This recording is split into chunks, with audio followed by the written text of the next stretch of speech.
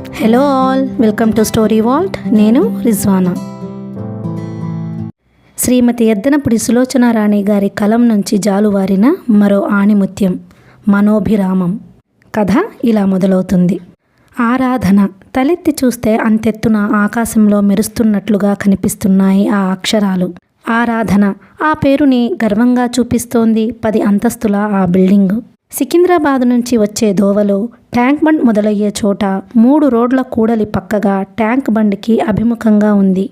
కట్టడంలో గట్టిదనం, డిజైన్లో అధునాతనత్వం, రంగుల ఎన్నికలలో కంటికి ఇంపుగా, చుట్టుపక్కల ఎక్కడా తనకి సాటి లేనట్టుగా, తన వ్యక్తిత్వం, అందం తనకే ప్రత్యేకం అన్నట్టుగా ఉంది. విశాలమైన ఆ అపార్ట్మెంట్స్కి ఎక్కువగా వ్యాపార సంబంధమైన బోర్డులే వేళ్లాడుతున్నాయి.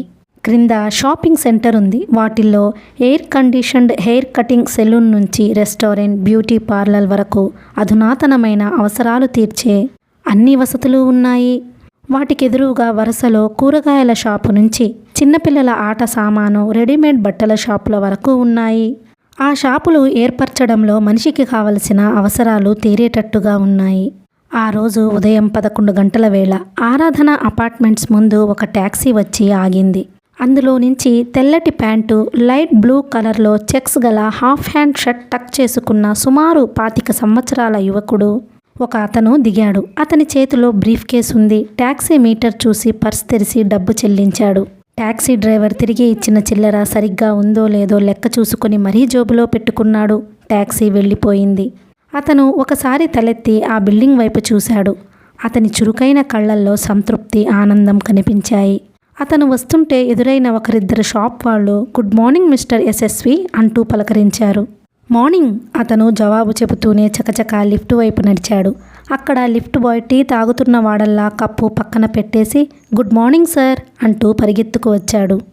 పర్వాలేదు, నువ్వు కానీ, టీ చల్లారిపోతుంది, నేను వెళ్తానులే చిరునవ్వుతో అన్న అతను లిఫ్టులోకి వెళ్ళి తలుపు మూసుకొని తనే ఆపరేట్ చేశాడు. లిఫ్ట్ రివ్వున 9వ ఫ్లోర్లోకి వచ్చి ఆగింది. అతను తలుపు తెరుచుకొని బయటికి వచ్చాడు. ఎదురుగ్గా ఉన్న అపార్ట్మెంట్కి జి యజ్ఞనారాయణ MA LLB అని ఉంది. యశస్వి గుమ్మం దగ్గరికి వస్తుండగానే అక్కడ స్టూల్ మీద కూర్చుని సినిమా పత్రికా పఠనంలో మునిగిపోయిన కుర్రాడు అడుగుల చప్పుడు వినగానే తలెత్తి అతన్ని చూడగానే గభాల్న లేచి నిలబడి విష్ చేశాడు. యశస్వి చిరునవ్వు నవ్వుతూ, మీ అమ్మ ఎంత తిట్టినా నువ్వు ఆ పుస్తకాలు కొనడం మానవు కదా అంటూనే వెళ్ళి తలుపు హ్యాండిల్ తెరిచి లోపలికి అడుగు పెట్టబోయి లోపల ఎవరో ఉండడం చూసి ఆగిపోతూ మే ఐ కమిన్ సార్ అన్నాడు. లోపల విశాలంగా ఉన్న గదిలో టేబుల్ దగ్గర కుర్చీలో కూర్చుని ఎవరితోనో మాట్లాడుతున్న బట్టతల ఆయన తలెత్తి చూసి ఓ హార్టియెస్ట్ వెల్కమ్, కమిన్ అన్నాడు. అంతవరకు సీరియస్గా ఎదుటి వ్యక్తితో చర్చిస్తున్న ఆయన ముఖం యశస్విని చూడగానే ప్రసన్నమయ్యింది. అతను లోపలికి రాగానే నువ్వు రాగానే నేను లేచి నిలబడి రా అని పిలవాలి, అలాంటిది లోపలికి రావచ్చునా అని అడుగుతావేమిటి అంటూ మందలింపుగా అని ఎదురుగా వస్తున్న గుబురు మీసాల వ్యక్తిని చూపిస్తూ ఈయన సోమసుందర్రావు, నాకు పినతండ్రి కొడుకు. చాలా వ్యాపారాలు చేసి మానేశాడు. ప్రస్తుతం కాంట్రాక్టర్గా చేస్తున్నాడు. ఒరే సోము, ఇతను యశస్వి ఇంజనీర్, నా ఫ్రెండ్ రాజగోపాల్ లేడు, అతని కొడుకే అని పరిచయం చేశాడు. రాజగోపాల్ అంటే అతనేగా కేరళీ అమ్మాయితో. యజ్ఞనారాయణరావు గారు కళ్ళతోనే మందలింపుగా చూశాడు. సోమసుందరం వెంటనే మాట మింగి oh glad to meet you, మీ ఫాదర్ నాకు కూడా తెలుసు అంటూ చేయి చాచి కరచాలనం చేశాడు. యశస్వి ఆయనతో కరచాలనం చేస్తుంటే ఎందుకో ఒక్క అరసెకను మనసంతా స్తబ్దత చెందినట్టయింది. ఆయన స్పర్శలో ఏదో వింత అనుభూతి. అతను ఎంతోమందితో ఎన్నో వేల సార్లు ఎదుటి వ్యక్తి చేయి అందుకుని కరచాలనం చేశాడు. ఇలా ఎప్పుడూ అనిపించలేదు. ఇంజనీరింగ్ ఎక్కడ చదివింది ఆయన అడిగాడు. రాంచీలో. అంత దూరమా? ఎందుకు? సీటు అక్కడ వచ్చింది. యజ్ఞనారాయణ చప్పున సమాధానం చెప్పాడు. ఫారిన్ వెళ్లే ఛాన్సులేవి రాలేదా? సోమసుందరం మళ్ళీ అడిగాడు. లేదు, ముక్తసరిగా అన్నాడు యశస్వి. వెళ్ళాలని ఉన్నా అంత సులభం కాదు. తెలిసిన వాళ్ళు ఎవరైనా ఉండి సాయం చేస్తే. అసలు అతనికి వెళ్ళాలని లేదు, ఇక్కడే ఉండాలని సంకల్పం. I see. సోమసుందరం యశస్విని క్రీగంట ఎగాదిగా చూశాడు. కుర్రాడు చురుగ్గానే ఉన్నాడు. ఆ నిలబడటంలో, మాట్లాడటంలో స్వయం ప్రతిపత్తి స్వభావం ఎక్కువ అని తెలుస్తోంది. ఒకరికి తల వంచడం, ఒకరి క్రింద పనిచేయడం కొంతమంది చేయరని వారిని చూడగానే తెలుస్తుంది. సోమసుందరం రకరకాల వ్యాపారాలు చేసి డబ్బులో నష్టం, అనుభవంలో లాభం ఎక్కువ గడించాడు. ఆయన ఏ కుర్రవాడినైనా చూడగానే అతని వ్యక్తిత్వం ఎలాంటిదో చెప్పేయగలడు. యశస్వి బ్రీఫ్ కేస్ టేబుల్ మీద పెట్టి కూర్చున్నాడు. వాళ్ళిద్దరూ ఏదో ఆస్తి వ్యవహారాల గురించి చర్చిస్తున్నారు. 2 నిమిషాలు కూర్చున్న యశస్వి టేబుల్ మీద చిందరవందరగా ఉన్న ఫైల్స్ సర్దాడు. అక్కడ కుర్చీలో పడేసి ఉన్న లావుపాటి లా పుస్తకం తీసుకువెళ్ళి ఆయన వెనక ఉన్న అల్మారాలో దాని చోటులో భద్రం చేశాడు. ట్రేలో పడేసి ఉన్న ఉత్తరాలు అన్నీ తీసి జేబులో నుంచి తాళం చెవుల్లో ఉన్న చిన్న చాకు తీసి ఉత్తరాలన్నీ ఓపెన్ చేసి అక్కడ పెట్టాడు. యజ్ఞనారాయణ గారికి ఇలాంటి చిన్న చిన్న పనులు చేసి పెట్టడం అతనికి చిన్నప్పటి నుంచి అలవాటు. ఇతనికి ఆ పనులు చేస్తుంటే తెలియని ఆనందం కలుగుతుంది. అతను కిటికీ దగ్గరకు వెళ్ళి పరదాలు పక్కకి లాగి అక్కడ నిలబడ్డాడు. ఎదురుగా ట్యాంక్ బండ్ కనిపిస్తోంది. సూర్యరశ్మికి నీళ్లు తలతలలాడుతున్నాయి. రివ్వున వీస్తున్న గాలి చెక్కిలి గింతలు పెడుతున్నట్టుగా చిరు అలలు కిలకిలలాడుతున్నట్టుగా మెలికలు తిరుగుతున్నాయి. అతనికి ఇక్కడ నిలబడి ఈ నీళ్లు చూడడం ఎంతో ఇష్టం. ఒక్కొక్కసారి ఆ దృశ్యం ఒక్కొక్క రకంగా ఉంటుంది. ఈ ఆరాధన అపార్ట్మెంట్స్ ఇక్కడ కట్టడం అనేది తన బ్రెయిన్ చైల్డే. తన మొట్టమొదటి కృషి ఇది. అఫ్కోర్స్ తన కృషికి ఆలోచనకి వెన్నెముకల యజ్ఞనారాయణ గారు ఉన్నారు. ఆయన ప్రోత్సాహం లేనిదే తను ఏం చేయగలిగేవాడు? డిగ్రీ చేత పట్టుకుని జేబులో పైసా లేకుండా అనామకంగా ఈ సిటీలో అడుగుపెట్టిన తనకి యజ్ఞనారాయణ గారే ధైర్యం చెప్పారు. ఆయనే ఒక నవాబు మనవడి దగ్గర నుంచి ఒక క్లయింట్ చేత ఈ స్థలం కొనిపించారు. మొదట ఇక్కడ హోటల్ కట్టాలని బోర్డ్ ఆఫ్ డైరెక్టర్స్ పట్టుదల. ఇలా అపార్ట్మెంట్స్ కట్టాలని తన భావన. చివరికి యజ్ఞనారాయణ గారు వారిని ఒప్పించారు. ఏడాదిలో పూర్తి చేయించి ఇచ్చే బాధ్యత తన మీద పెట్టారు. వారు ఆశించిన దానికంటే తక్కువ ఖర్చుతో అనుకున్న దానికంటే 2 నెలల ముందే పూర్తి చేయించి అప్పగించాడు. తన ప్రోత్సాహం మీదనే యజ్ఞనారాయణ గారు కూడా ఒక అపార్ట్మెంట్ కొని ఆఫీస్ ఇక్కడికి మార్చుకున్నారు. పరపతి ప్రోత్సాహం యజ్ఞనారాయణ గారివి. ఆలోచన, కృషి, శ్రమ, పట్టుదల తనవి. ఈ రెండిటి సారూప్యమే ఆరాధనా బిల్డింగ్. ఇది తన భవిష్యత్తుకి తొలి మెట్టు కావాలని తన ఆశ. యజ్ఞనారాయణ గారి ఆశీస్సు కూడా అదే. ఈ దేశంలో యువకులు భవిష్యత్తు నిర్మించుకోవాలి అంటే తెలివితేటలు, స్వయం కృషి ఉన్నంత మాత్రాన చాలదు.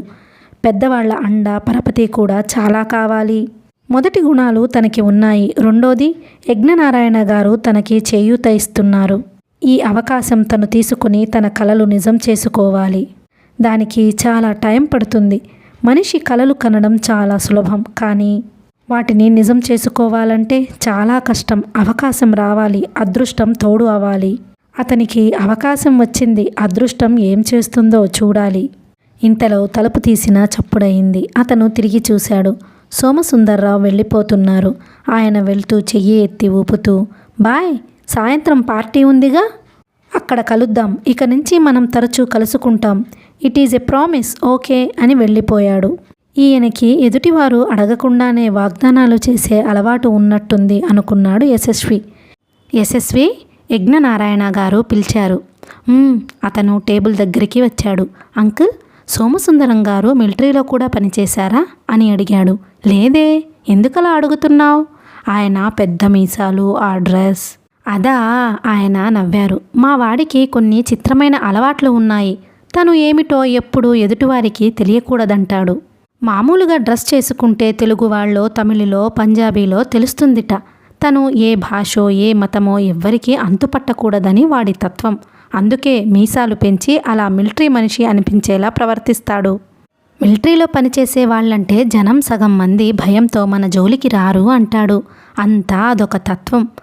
వాడిని తప్పు కూడా పట్టనవసరం లేదు. వాడు చేసిన వ్యాపారాలు, తిన్న ఆ డక్కా ముక్కీలు అలాంటివి. చిన్నప్పుడు చీకటి పడితే మేం ఎవరైనా తోడు లేందే వెళ్ళేవాడు కాదు.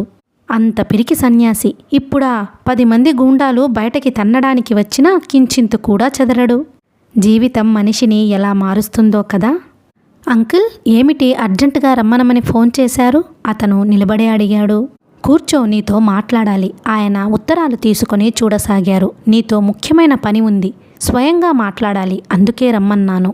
అతను కూర్చున్నాడు. చెప్పండి. ఆయన చేతిలో ఉత్తరం శాంతం చదివిన తరువాత తలెత్తారు.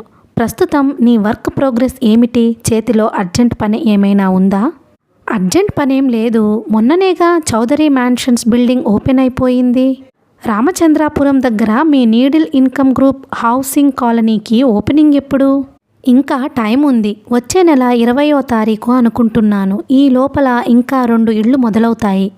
ఎస్ఎస్వి, నీ మీద నాకు కంప్లైంట్ ఉంది. ఏమిటి అంకుల్? అతని కనుబొమ లీలగా ముడిపడింది. నువ్వు విశ్రాంతి లేకుండా పనిచేస్తున్నావు. ఆ హౌసింగ్ కాలనీ మొదలైతే ఇక 1 సంవత్సరం పాటు మళ్ళీ అన్నం నీళ్లు మర్చిపోయినట్లు పనిచేస్తావు. మనిషి కష్టపడాల్సిందేనయ్యా, కాదనను. కానీ దానికి కూడా ఒక లిమిట్ ఉంది కదా. నీకు బోలెడంత భవిష్యత్తు ఉంది. టైం లేనివాడిలా ఎందుకంత ఓవర్ వర్క్ చేస్తావు? అతను నవ్వాడు. Thank you for your concern. నా శక్తికి మించి నేను ఎప్పుడూ కష్టపడను అంకుల్. I am young. నేను రోజుకి అతి తేలికగా 18 గంటలు కష్టపడగలను. రోజంతా కష్టమేనా? ఇక సంతోషం అవసరం లేదా? పని చేయటమే నా సంతోషం. Work is my love uncle. నా మనసు నిండా ఎన్ని రకాల ప్రాజెక్టులు ఉన్నాయో తెలుసా? ఈ అపార్ట్మెంట్స్ కట్టడం, ఈ పేరు తెచ్చుకోవడం ఎందుకో తెలుసా? నాకు గవర్నమెంట్ దగ్గర పబ్లిక్లో ఒక హోల్డ్ దొరకడానికి. నా అసలు లైఫ్ యాంబిషన్ వేరు. వీలైనంత అతి తక్కువ ధరలో వీలైనంత ఎక్కువ మందికి ఇల్లు కట్టివ్వాలన్నది నా ధ్యేయం.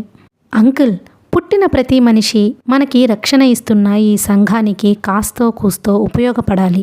ఈ సోషల్ రెస్పాన్సిబిలిటీ లేని మనిషిని నేను భరించలేను. నేను ఇంజనీర్ని. నా వరకు నేను నా పరిధిలో నా చుట్టూ ఉన్నవారికి ఎలా ఉపయోగపడగలనా అని ఆలోచిస్తాను. ఎస్ఎస్వి చెబుతుంటే యజ్ఞనారాయణ గారు ఆరోగ్యంతో, దృఢమైన విశ్వాసంతో కాంతివంతంగా మెరుస్తున్న అతని ముఖం వైపు ఆసక్తిగా చూడసాగారు. ఆయన కళ్ళల్లో అతనంటే ఒక ప్రత్యేకమైన అభిమానం, ఇష్టం స్పష్టంగా కనిపిస్తున్నాయి. అంకుల్, ఎనీవే, నా గురించి మీరు ఇంతగా ఆలోచిస్తున్నందుకు థ్యాంక్ యూ. నాకిప్పుడు ఏ విశ్రాంతి అవసరం లేదు.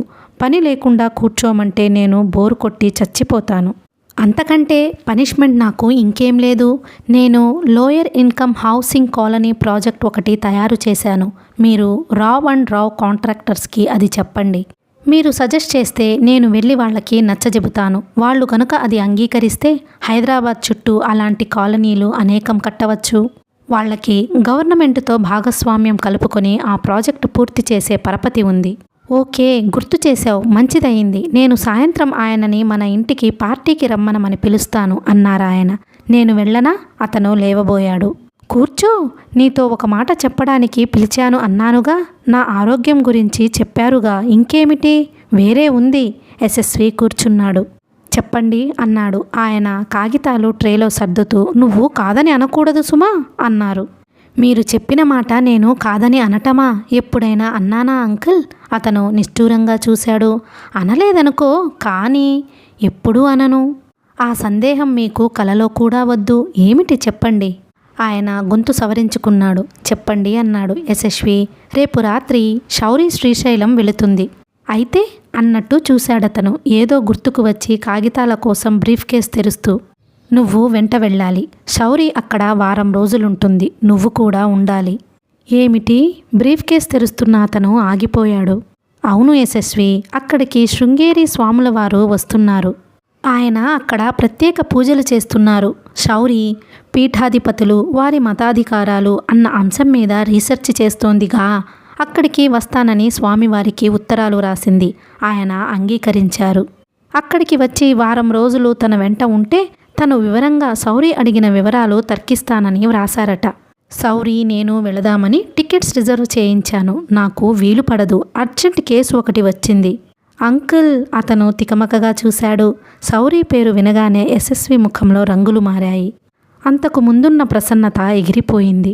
మనసులో నుంచి ఎగసి వచ్చిన చిరాకుని అతను జాగ్రత్తగా నిగ్రహించుకున్నాడు. ఎంతైనా శౌరి ఆయన గారాల బిడ్డ.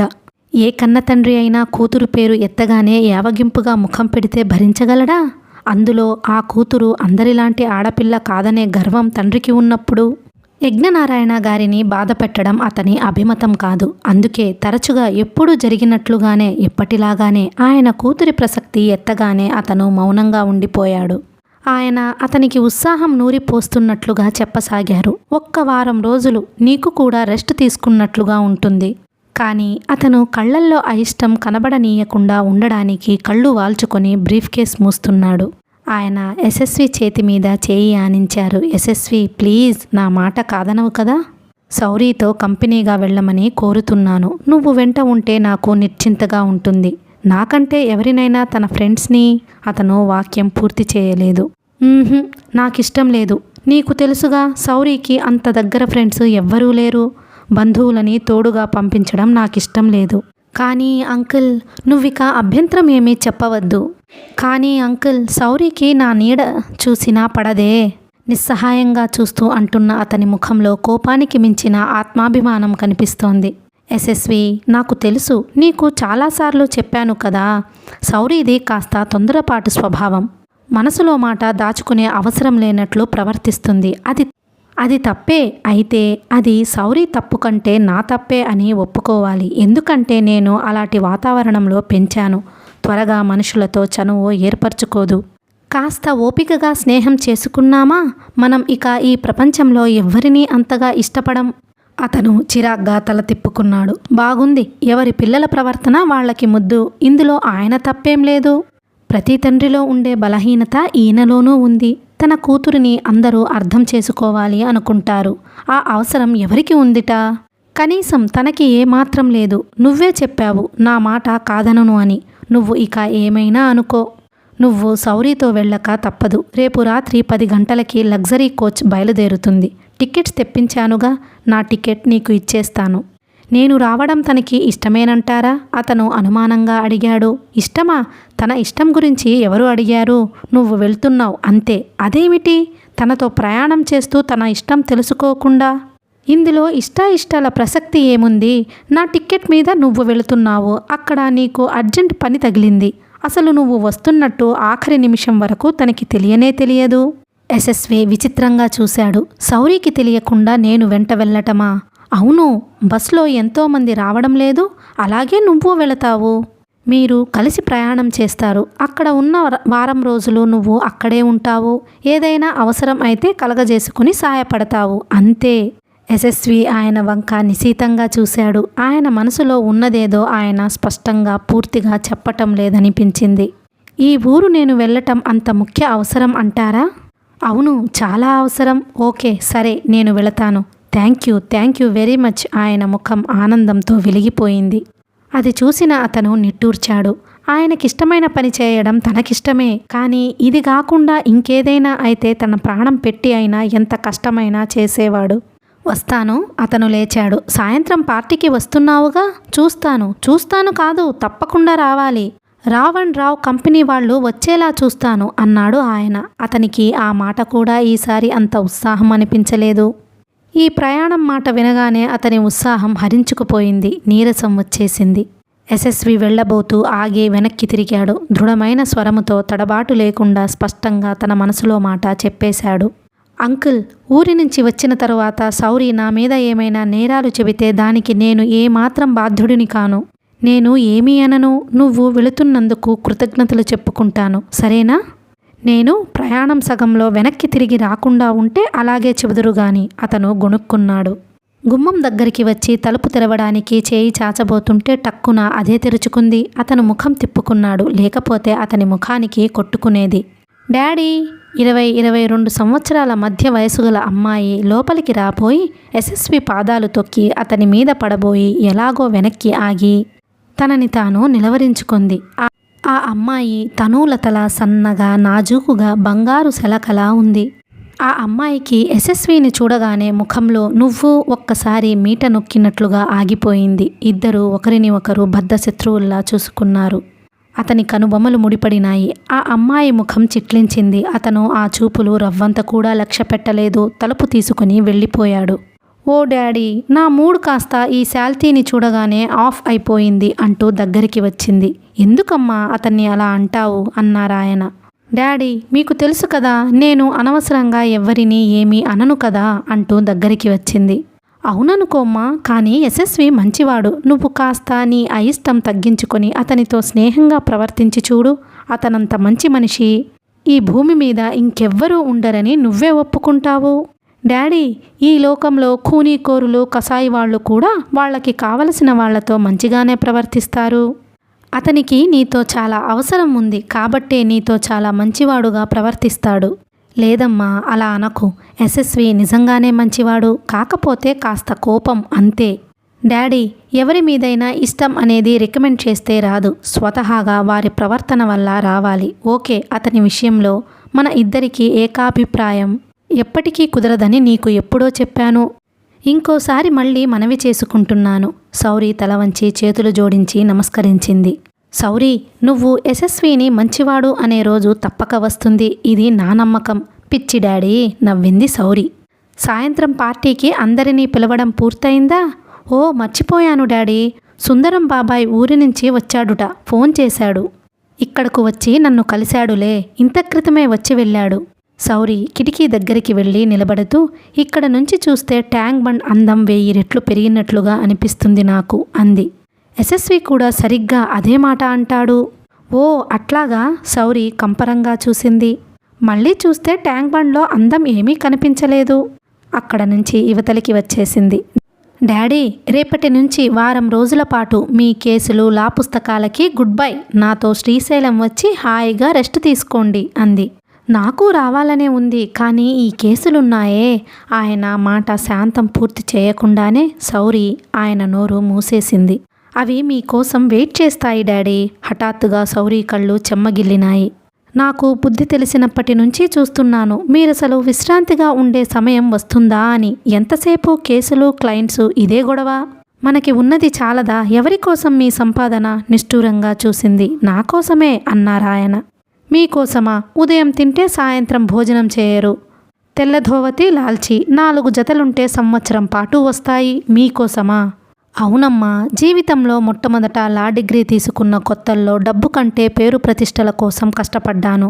ఆ ఉత్సాహమే వేరు. పుట్టిన తరువాత సోషల్ స్టేటస్ కోసం ఆస్తి ఉండాలని సంపాదించాను. ఇప్పుడు ఆ అవసరాలు తీరినాయి. నా కోసమే నేను ఈ పని చేస్తున్నాను. అదేమిటి డాడీ? అవునమ్మా, ఊరికే ఉంటే తోచదు. కాలక్షేపం కోసమైనా ఈ వృత్తి మానకుండా పనిచేస్తాను. నేనే కాదు, నా వయసులో ఉన్నవాళ్ళు చాలామంది ఇంతేనేమో. అసలు యశస్వి కూడా. అబ్బా, ఆ పేరు రాకుండా నువ్వు పట్టుమని 10 మాటలు మాట్లాడలేవు కదా. శౌరి చిరుకోపంగా చూస్తూ 2 చెవులు మూసుకుంది.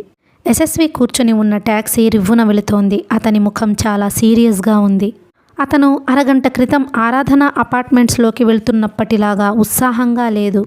మెడ మీద టన్ను భారం పడిన మనిషిలా ఉన్నాడు. అతని ముఖంలో, పెదవుల మీద సదా మెరిసే చిరునవ్వు నామమాత్రంగా కూడా లేదు. రేపు రాత్రి శౌరితో కలిసి శ్రీశైలం వెళతానని యజ్ఞనారాయణ గారికి మాట ఇచ్చాను. తను చాలా వెధవ పని చేశానని అతనికి ఇప్పుడు చాలా పశ్చాత్తాపంగా ఉంది. ఒంట్లో బాగాలేదని ఏదో ఒక సాకు చెప్పి ఆయనకి మెత్తగా తన వ్యతిరేకతని తెలియజేయాల్సింది. తనలో చిన్నతనం నుంచి ఉన్న తెలివి తక్కువ తనమే అది. బొత్తిగా లౌక్యం తెలియదు. వెళ్ళను అంటే ఆయన ఎక్కడ బాధపడతారో అని ఆలోచించాడు. కానీ వెళతానని అంటే వెంటనే అది తన పాలిట ఎంత నరకమో అతను ఊహించలేకపోయాడు.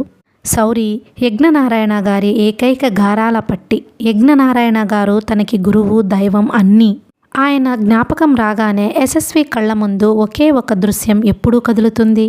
తనకి 9 సంవత్సరాల వయసున్నప్పుడు తండ్రి కాంపౌండర్గా చేసేవాడు. ఆయన హాస్పిటల్లో పనిచేస్తున్న మలయాళీ నర్స్తో సంబంధం ఏర్పరచుకున్నాడు. ఒకరోజు ఉదయం లేచేసరికి ఇంట్లో ఆయన లేడు.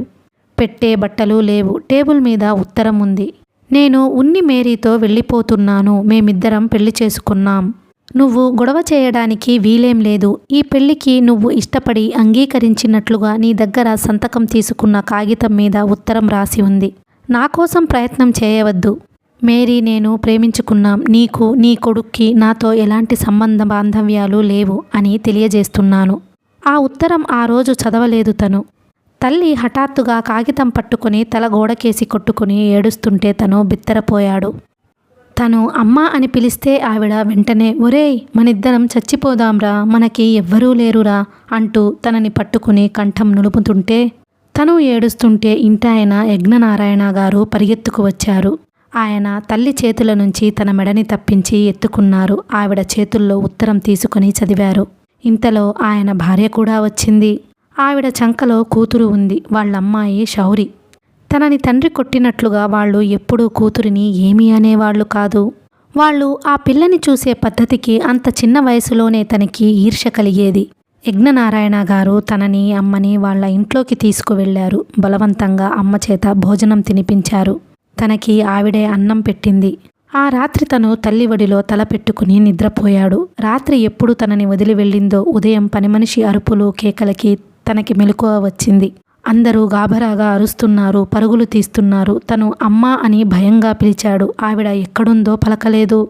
తను కళ్ళు నులుముకొని గదిలో గుమిగూడిన వారు చేస్తున్నదేమిటో అని మనుష్యులని తోసుకొని వెళ్ళి చూడసాగాడు. అక్కడ కనిపించిన దృశ్యం చూసి కళ్ళు పత్తికాయల్లా అయినాయి. తల్లి ఉరివేసుకుని వేళ్లాడుతోంది. అందరూ తలో మాట పెద్దగా అరుస్తున్నారు. నౌకరు స్టూలు వేసుకుని ఎక్కి ఆవిడ మెడకి బిగిసిన చీర కొంగు క్రోసి క్రిందకి దింపాడు. తర్వాత డాక్టర్ వచ్చాడు, పోలీసులు వచ్చారు. తను ఆవిడ మీద పడి ఏడుస్తుంటే యజ్ఞనారాయణ గారు వచ్చి తీసుకుని ఎత్తుకుని ఓదార్చారు. ఆ క్షణంలో ఈ లోకంలో ఆయన ఒక్కడే తనకి బంధువు అయిపోయాడు. తల్లిపోయిన తరువాత చాలా రోజులు తనని ఇంట్లోనే అట్టిపెట్టుకున్నారు. ఆయన భార్య చీటికి మాటికి వీళ్ళమ్మ మా ఇంట్లో ఉరిపేసుకుని మా పరువు తీసింది అంటూ శాపనార్థాలు పెట్టేది. యజ్ఞనారాయణ గారు భార్యకి తను ఇంట్లో ఉండడం ఇష్టం లేదని తెలిసి హాస్టల్లో చేర్చారు. ఫీజుకి పుస్తకాలకి డబ్బు ఆయనే కట్టేవారు. బాగా చదువుకోమని, చదువుంటే మీ అమ్మ సంతోషిస్తుందని చెప్పేవారు. తనకి చదువే తోడు అయ్యింది. పుస్తకాలే ప్రియనేస్తాలు అయినాయి. తోటి పిల్లలతో కలిస్తే అమ్మా నాన్నల గురించి అడుగుతారేమోనని భయం. ఎప్పుడూ ఎవ్వరితోనూ మాట్లాడేవాడు కాదు. డబ్బుకి తను ఎప్పుడూ ఇబ్బంది పడలేదు. డబ్బు ఎప్పుడు అవసరమైనా తనకి వ్రాయమని ఆయన చెప్పారు. ఒకసారి ఉత్తరం రాస్తే ఆయన భార్య తిడుతూ జవాబు రాసింది. ఇక తను రాయడం మానేశాడు. యజ్ఞనారాయణ గారికి అది తెలిసి చాలా బాధపడ్డారు. ఆవిడ మాటలు పట్టించుకోవద్దని అన్నారు. యజ్ఞనారాయణ గారు తనని కావాలనే ఈ ఊరికి దూరంగా మెడ్రాస్లో ఇంటర్లో చేర్పించారు. మెడ్రాస్ వచ్చిన తరువాత తన ప్రాణం హాయిగా ఉంది. తన కుటుంబ వివరాలు అడిగేవారు తక్కువ అయ్యారు. యజ్ఞనారాయణ గారికి తను లా చదవాలని ఉండేది. కానీ తనకు ఇంజనీరింగ్ మీద ఆసక్తి. రోడ్డు మీద వెళ్తుంటే బిల్డింగులు చూస్తే అవి తనని ఎంతో ఆకర్షించేవి. తను ఇంజనీరింగ్కే అప్లై చేశాడు. తెలిసిన అతను రాంచీలో అప్లై చేస్తుంటే తను చేశాడు. సీటు వచ్చింది. అంత దూరం ఎందుకు? నీకు కావాలి అంటే నేను ఇక్కడ ఇప్పించనా అన్నారాయన నిష్ఠూరంగా. తను మాట్లాడలేదు. ఇక్కడ ఉంటే సెలవులకి ఇంటికి రమ్మనమని ప్రాణం తీస్తారు. కానీ ఆయన భార్యకి తనంటే ఇష్టం లేదు. అందుకే కాలేజీ చదువు అప్పుడే దూరంగా మెడ్రాస్ వెళ్ళిపోయాడు. తను మెడ్రాస్ వెళ్ళిన సంవత్సరమే ఆయన భార్య పోయింది. తను దూరం వెళ్ళిపోవడంతో ఉత్తరాల ద్వారా క్షేమ సమాచారాలు తప్ప ఇంకే సంగతులు తెలియలేదు. చదువు ముగిసింది. కొన్నాళ్లు బొంబాయిలో ఒక కంపెనీలో పనిచేశాడు. వారికి తనకి అభిప్రాయం కుదరలేదు. ఒకసారి అనుకోకుండా హైదరాబాద్ వచ్చాడు. యజ్ఞనారాయణ గారిలో మార్పు చూసి ఆశ్చర్యపోయాడు. ఆయనలో వయసు బాగా కనిపిస్తోంది. నిజానికి శారీరకంగా కంటే ఆయన మానసికంగా డస్సిపోయినట్లున్నారు. ఇంటి నిండా బంధువులు, వాళ్ల సమస్యలు అన్నీ ఆయనవే. క్షణం తీరదు. వచ్చిన డబ్బు వేళ్ల మధ్య నీళ్లలా అయిపోతూనే ఉంటుంది. ఆయన ఎస్ఎస్వి హోటల్లో ఉండడానికి వీలు లేదని పట్టుబట్టి ఇంటికి తీసుకువెళ్లారు. ఇద్దరూ లోపలికి అడుగు పెట్టగానే డాడీ అంటూ ఒక అమ్మాయి పరిగెత్తుకు వచ్చింది. సౌరి పరిచయం చేశాడాయన. ఎస్ఎస్వి విస్తుపోయినట్లుగా సంభ్రమంగా చూస్తున్నాడు. ఇంత చిన్నపిల్లగా ఉన్నప్పుడు చూశాడు. తనకు గుర్తున్న ఆ సౌరికి, ఈ బంగారు తీగలాంటి సౌరికి ఎక్కడా పొంతనలేదు. అమ్మా, మన ఎస్ఎస్వి అంటూ పరిచయం చేశారు. డాడీ, అందరూ మనవాళ్లే. నీకు మనవాళ్లు కాని వాళ్ళు ఎవరైనా ఉన్నారా? నువ్వు అందరినీ నా వాళ్ళు అంటూ దగ్గరికి తీస్తావు. వాళ్ళు నవ్వుతూ మన ఇంట్లో చేరి మన నెత్తికి సున్నం రాసి వెళ్తారు. మన యశస్వి అంటున్నావు? నేను ఇతన్ని నా జన్మలో ఎప్పుడూ చూడలేదే. ఏమండి యశస్వి గారు, మా నాన్నగారు మీకు బాగా తెలుసా? సూటిగా నిలదీస్తున్నట్లుగా అడిగింది. అమ్మా, ఆయన వారింపుగా అన్నారు. అప్పటికే ఆ అమ్మాయి అడిగిన తీరుకి అతని ముఖం ఎర్రబడింది. తెలుసునన్నట్లు తల ఊపాడు. ఎలా తెలుసునంటారు? సౌరి నడుం మీద చెయ్యి పెట్టుకుని అంది. మీ చదువుకి సాయం చేశారా? మీ చెల్లెలి పెళ్లికి డబ్బు ఇచ్చారా? మీ అమ్మకి సుస్థి వస్తే మందుకి డబ్బు ఇచ్చారా? లేక మీ పిల్లలతో మీ కుటుంబానికి డబ్బు సరిపోకపోతే డబ్బు సాయం చేశారా? మీరు ఏ కోవకి చెందుతారు? అబ్బే, నాకసలు పెళ్ళే కాలేదు. నాకు అమ్మ చెల్లెలు ఎవ్వరూ లేరు. చదువుకే సాయం చేశారా? అంతేనా? చదువు కేటగిరీ అన్నమాట. డాడీ, ఈరోజు కళ్యాణి అక్కయ్య, మాధవరావు బావ వెళ్ళిపోయారు. వెళ్ళమని నేనే చెప్పాను. అదేమిటి తల్లి? పొద్దున్న ఆయన సిగరెట్లు తాగి పీకలు అక్కడే పడేశారు. ఆవిడేమో బత్తాయిలు తిని తొక్కలు అక్కడే పెట్టింది. పని మనిషితో వాళ్ళకి మాటా వచ్చింది. వాళ్ళు తిడుతుంటే నేనే కల్పించుకున్నాను. ఈ ఇంట్లో ఉండాలి అంటే మా ఇంటి పద్ధతులుగా ఉండాలి అన్నాను. దాంతో వాళ్ళకి కోపం వచ్చింది. నన్ను ఆ తండ్రికి తగిన కూతురిని కాదు అన్నారు. అవును, చాలా కరెక్ట్ అన్నాను. మాట ఇంకా పెరిగింది. డాడీ, మీ మంచితనం లోకువ కాదు, కానీ నన్ను వాళ్ళంతా ఒక రాక్షసిలా చూస్తున్నారు. ఎందుకంత తొందరపడ్డావమ్మా? బంధువులు వచ్చిన వాళ్ళు 4 రోజులుండి వెళ్ళిపోతారు. ఎక్కడ 4 రోజులు డాడీ? ఆయన కోర్టు పని అయ్యేంత వరకు మన ఇంట్లో తిష్ట వేస్తే ఎలా? అది కాదమ్మా.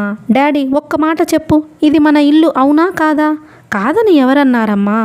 ఇంట్లో మనకి మనశ్శాంతి ఉండాలా వద్దా? ఉండాలి. ఆయన ఒప్పుకున్నారు. ఉండాలి అంటే ఈ ఇంట్లో నువ్వు, నేను, నౌకర్లు తప్ప ఇంకెవ్వరూ ఉండకూడదు. డాడీ, నీ మీద వాళ్ళు చూపించే కపట ప్రేమ నాకు తెలుసు. సౌరి క్రీగంట అతని వైపు చూసింది. మన ఇంటికి ఎవ్వరూ ఊరికే రారు. నా మీద ఆపేక్ష, నీ మీద గౌరవం ఎవ్వరూ ఉట్టిగా చూపించరు. మనసులో ఏదో విషం దాచుకుని నాలుక మీద తేనె రాసుకుని మీరంటే అభిమానం అంటూ వస్తారు. వాళ్ళెవ్వరికీ మనమంటే రవ్వంత కూడా ఇష్టం లేదు. వాళ్ళకి కావలసింది నీ డబ్బు, నీకున్న పరువు. సరే కళ్యాణి వాళ్ళు ఏదో నిన్ను బాగా మాటలు అని వెళ్ళినట్లున్నారు. ఆవేశంలో ఉన్నావు. కాస్త మాకు టీ అన్నారాయన. సౌరి లోపలికి వెళుతూ, టీ పంపిస్తాను, కానీ ఈరోజు వంట మనిషికి జ్వరం వచ్చింది. ఎవ్వరికీ ఇంట్లో భోజనాలు లేవు. మళ్ళీ యశస్వి వైపు చూసి శ్లేషగా అని వెళ్ళింది.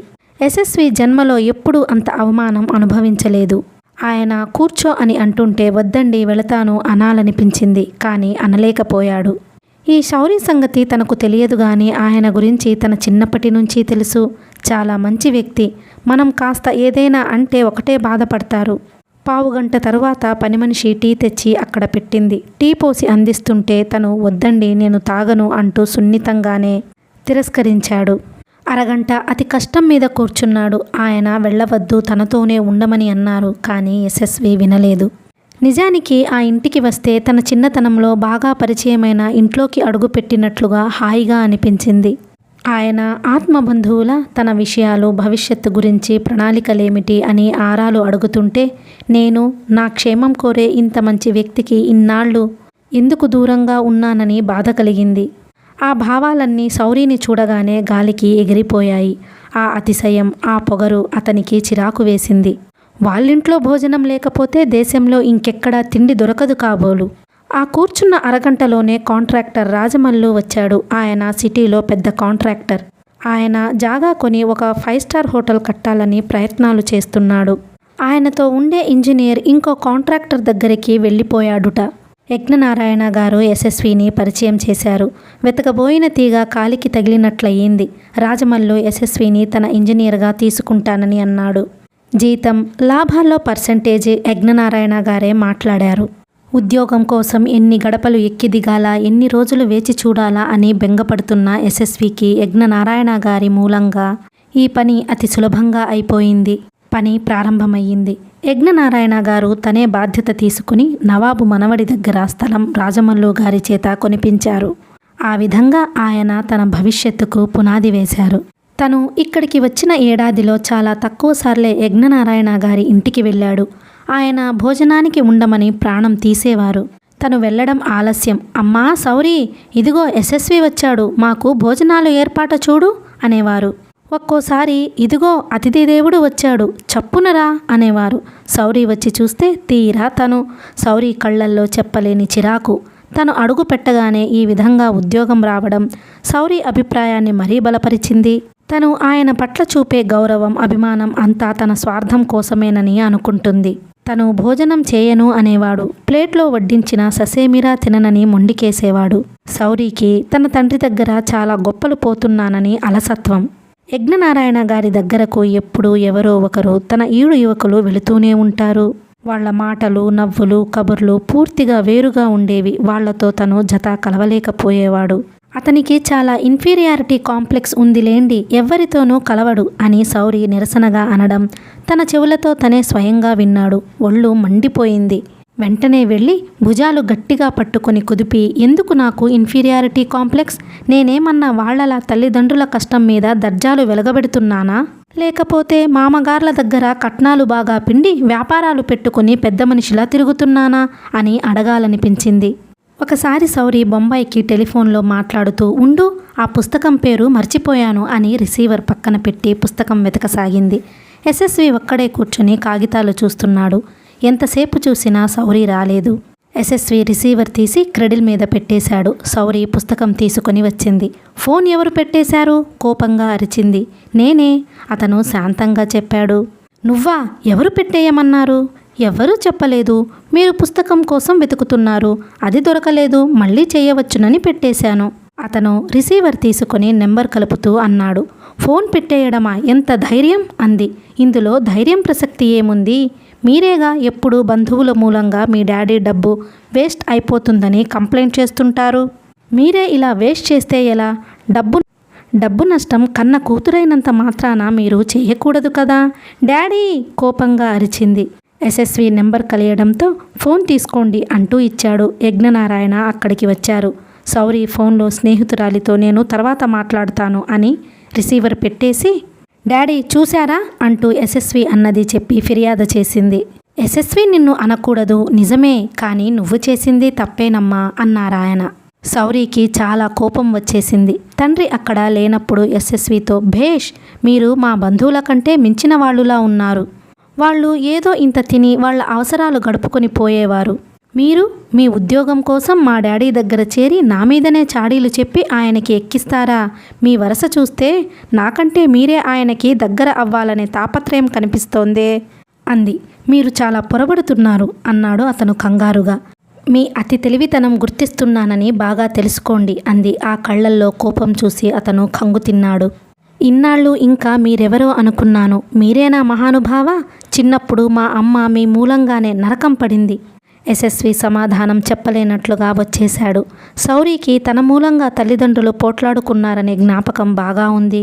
తను ఎవరో ఉద్యోగం కోసం తండ్రి ఆశ్రయానికి చేరిన ఒక వ్యక్తి కాదని, తండ్రి అభిమానించే మనిషి అని తెలియగానే ఆ అమ్మాయి తిరస్కారం తీవ్ర రూపం దాల్చింది. మరో రోజున సౌరి ఫోన్లో మాట్లాడుతోంది. అది తన విషయమే. ఎస్ఎస్వి అంటే ఎవరో అనుకున్నాను పిన్ని. ఇతను తెలియకపోయినా ఇతన్ని గురించి మా అమ్మా నాన్న పోట్లాడుకొని వారాల తరబడి మాట్లాడుకోకపోవడం, మా డాడీ ఇంట్లో భోజనం చేయకపోవడం నాకు బాగా గుర్తుంది. మా డాడీ అమ్మని కొట్టాడు కూడా. నా చిన్నప్పుడు మా అమ్మని బాధ పెట్టాడు, ఇప్పుడు నన్ను పెడుతున్నాడు. ఏదో ఫైల్ కోసం ఇంటికి వెళ్ళిన అతను స్వయంగా ఈ మాటలు విన్నాడు.